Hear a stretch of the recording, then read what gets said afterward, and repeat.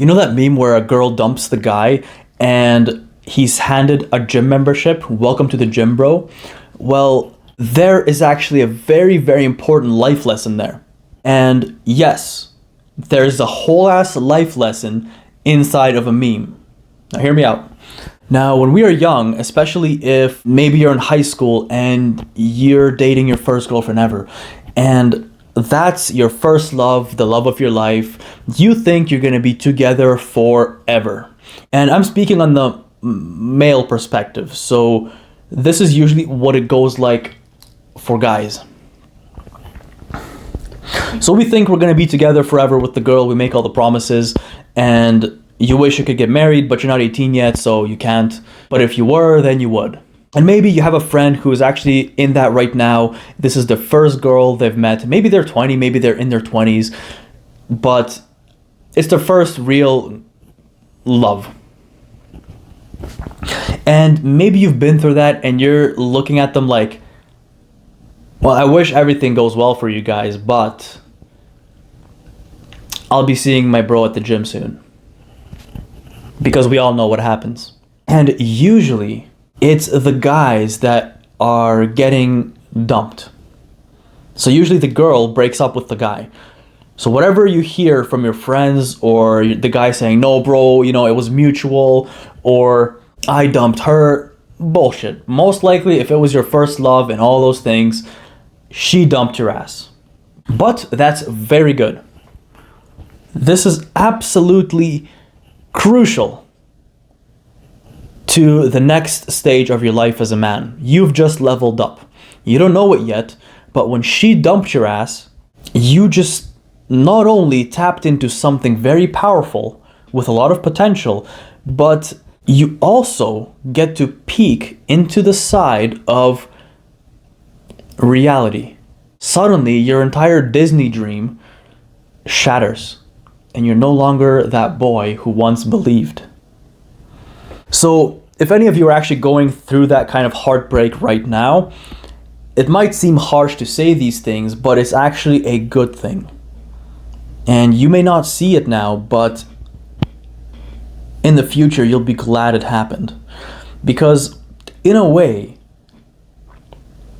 that's just nature telling you, not so fast.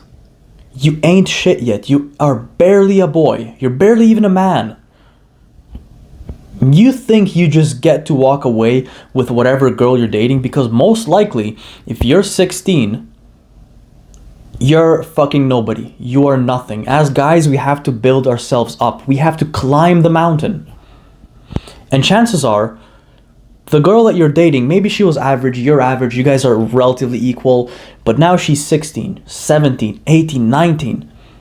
She is in her best years. Suddenly, it almost looks like you are her gay best friend. You're not her boyfriend, because she's that much out of your league. Because she got a glow up from nature. Now she gets to tap into the dating market of guys far more ahead than you. She might be 18 years old dating 25-year-old guys. There are 20-year-olds dating 30-year-olds who already built up their entire life. She gets to tap into that. How can you compete with somebody almost twice your age? You're just starting. They're like, I have everything already. I've built my empire. I've built my body.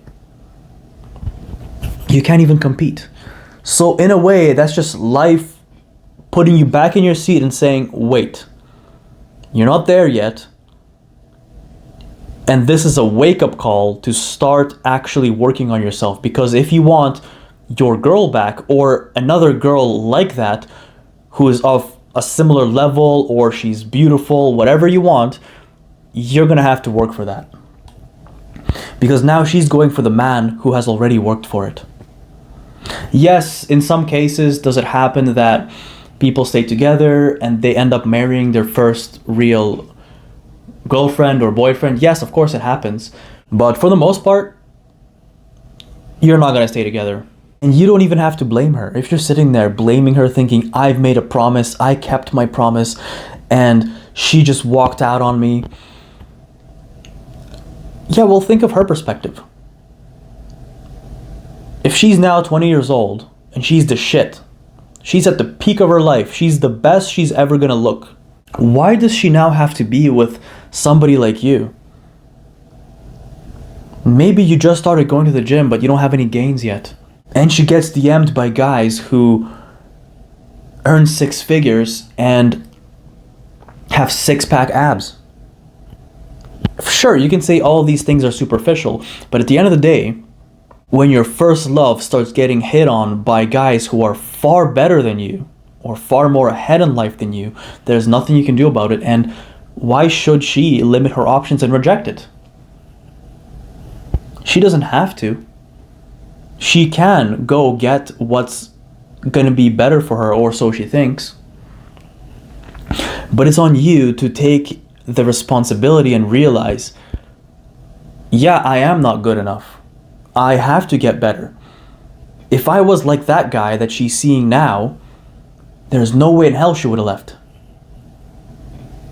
But to get to being that guy, you might have to be 5-10 years older and having done all the work during that time. That's usually the reality. So this is why a lot of men step into the gym. Because first things first is, as men, we're very physical. Not only do we want to let some emotion out in the gym, but we think that, you know what, I'm going to be the biggest, strongest guy, so that she can't even find any other guy nearly as attractive. Fine, that's a great starting point. And so we start the gym as a means of getting back at her, showing her what she missed. But that's how we start. That does not mean how we progress. Because eventually, you're gonna find that you no longer care about that, and you're just doing it for yourself. You're no longer doing it for that bitch that left you. You're doing it because you feel good about it, and because you like what it does for you. You like working out. You enjoy the grind and the process.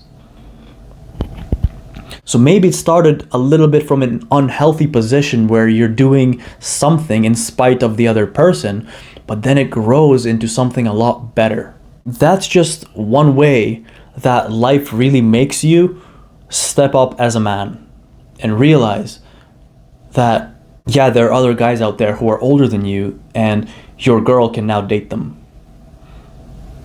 Not the other way around. Maybe you were the popular kid in school, and so that's why you got the girl, because she was also part of the popular kids group. She only continues to go up because her beauty increases. Maybe she starts the gym, she starts taking care of herself, she grows up. And you? Well, your fancy fuckboy hair is what at least we used to call them back in high school. The fuckboys, you know, the boys with the blonde hair, and you know, it's all swirly, and they do all this stuff to it. Yeah, maybe that's gonna get you the girl then. But your girl gets a bit older and she's gonna be like, I don't want this pussy. He's got nothing going for himself but his hair. I'd rather take the bald guy who's a fucking savage, who's a beast, who has a car. You don't have to call them materialistic. Who doesn't want to be around people who have more shit that's going to be more fun? At least that's what all young people think anyway.